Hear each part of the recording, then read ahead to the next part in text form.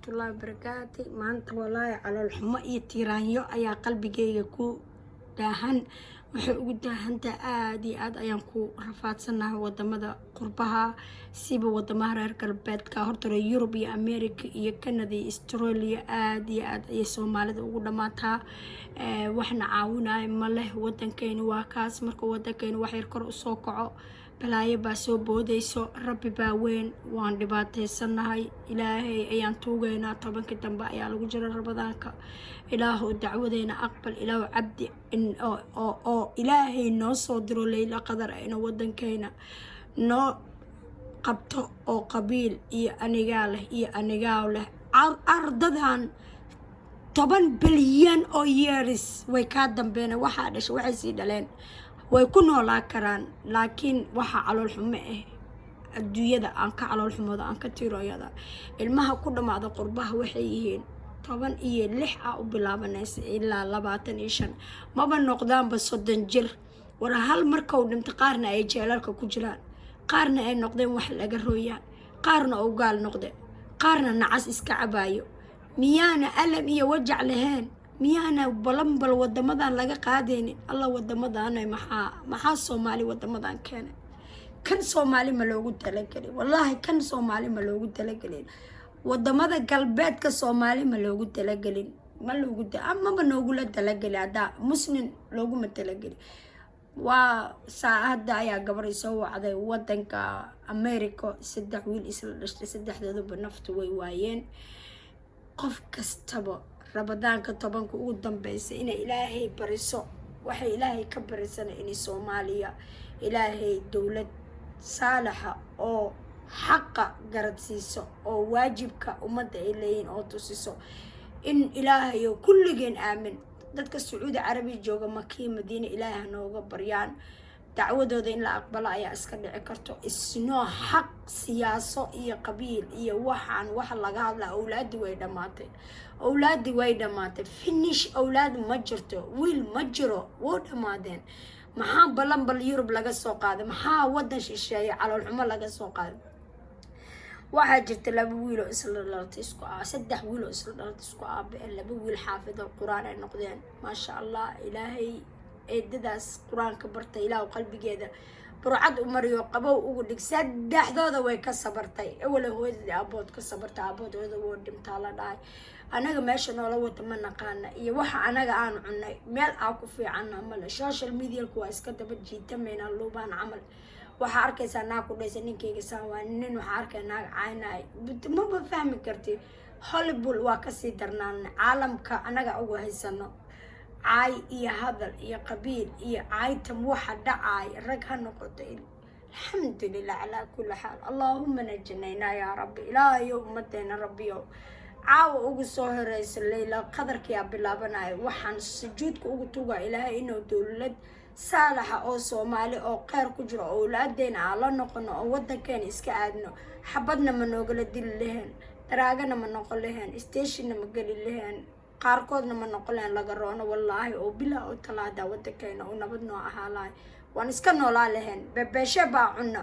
cambuula galay baa cunna waa noolaa lahayn diinteenana waa haysaleen alxamdulillah waxa imaamkii masaajidka wiilasha masaajidka dukinayeen al dhahay imaamkii masaajidka ayaa ka hadlaayo bal asaga ayaa in dhameystiraayo nin baa wareysanayo marka alxamdulillah wax laga hadlaa iska yarbo alxamdulillah bas الحمد لله oo Soomaali oo walaalo oo xaafid quraan oo xalay salaada taraawixda ka tujiyay masaajidka At-Taqwa oo ku yaala magaalada Kansas City ee gobolka Missouri ayaa waxa dilay sida wararka qaar ay sheegayaan walaalkood ka weyn oo 20 jir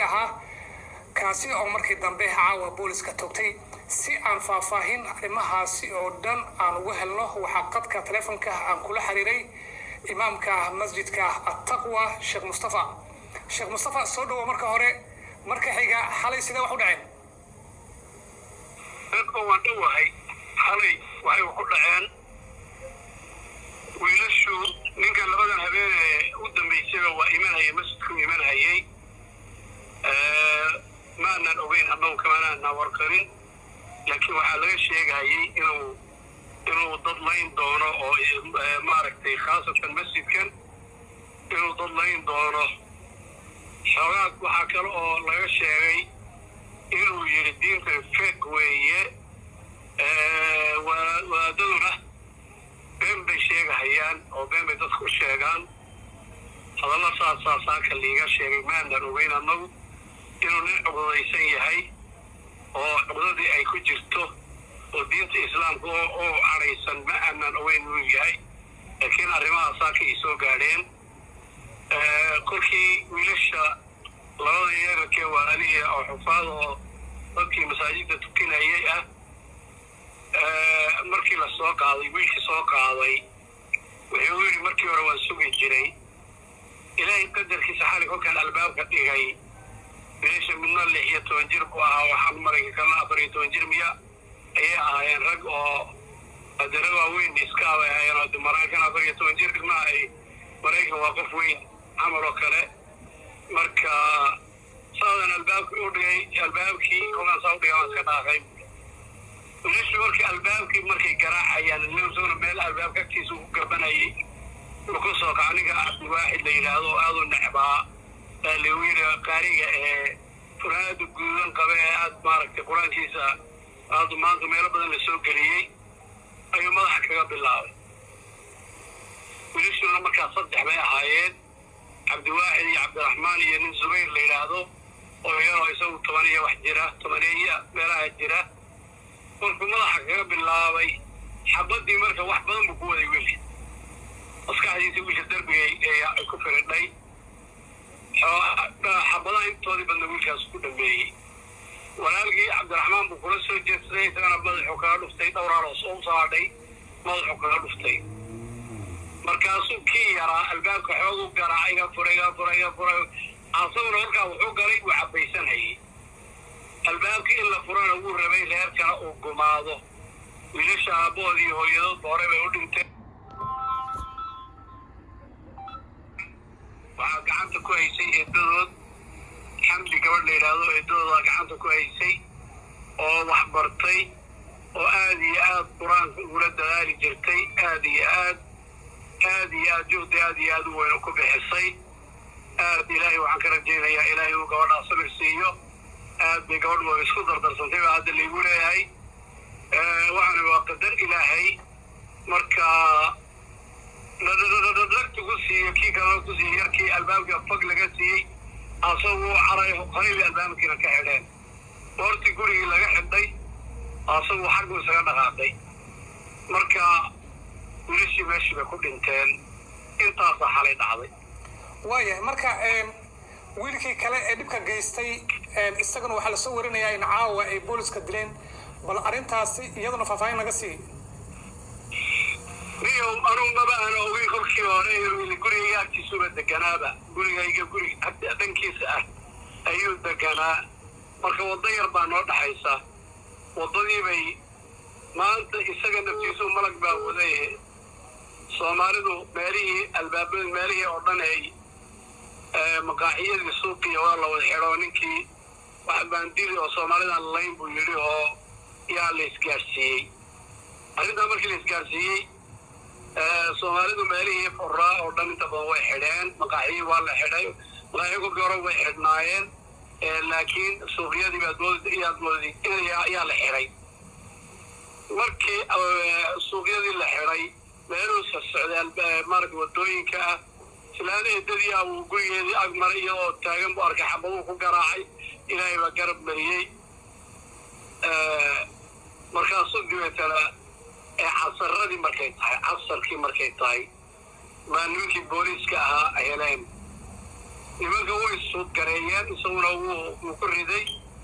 ma aqaan inuu iyo wax ka yeelay oo waxba ka dhaawacay ma garanayo laakiin madaxa laga toogto oo ninkii oo officerka ah baa toogtay oo madaxa ka toogtay marka xabadaasaa ku dhacday markii hore dhaawac baa lagu qaaday marka waxaan u marayn isbitaalku ku dhintaa filaya intaasaa dhacday marka goormee ayaa la qorsheynayaa in wiilashii xala geeriyooday iyo kan caawa geeriyooda la aasayo weekendi baa soo galay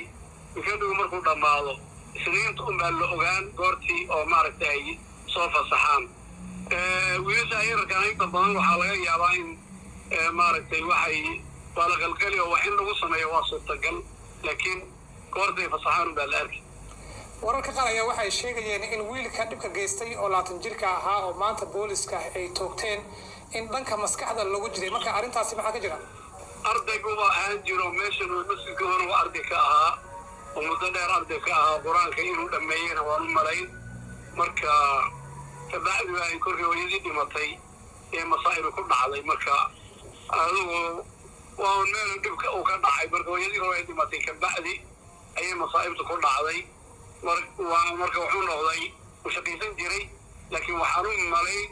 inuu daroogada isticmaali jiray saas aan filaya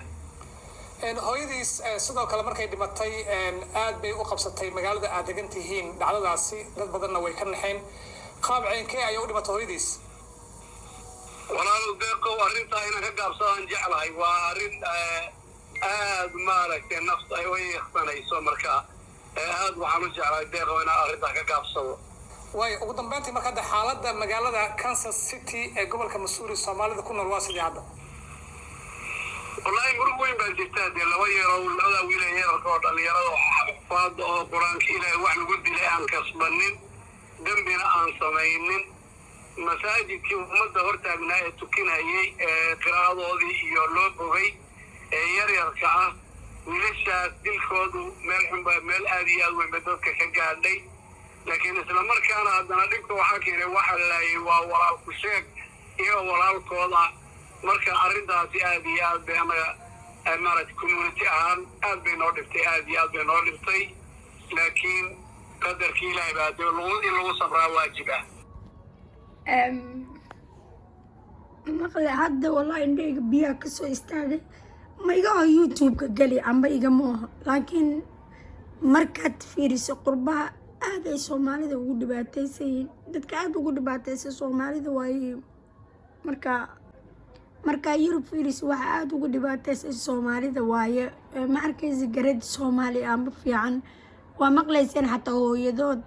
suxma iyada bayna u dhimatay Allah waclan ma dambaabi karno sheekh uu ka gaabsaday iga gaabiyo dhahay marka ma fahmi karani wallahi alxamdulillah qadar Allah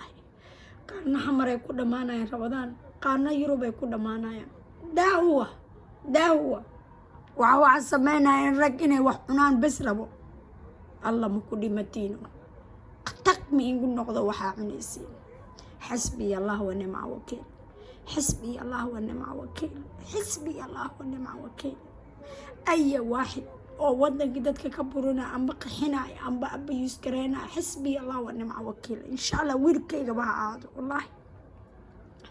walaalayaal qof waa isdilaa haday dhahdo amba qof aan dilaa booliiska loo sheegay lama joogo Soomaali booliiska loo sheego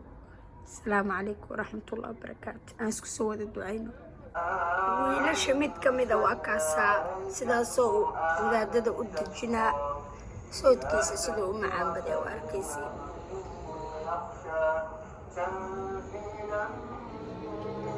من خلق الأرض والسماوات العلى الرحمن على العرش استوى له ما في السماوات وما في الأرض وما بينهما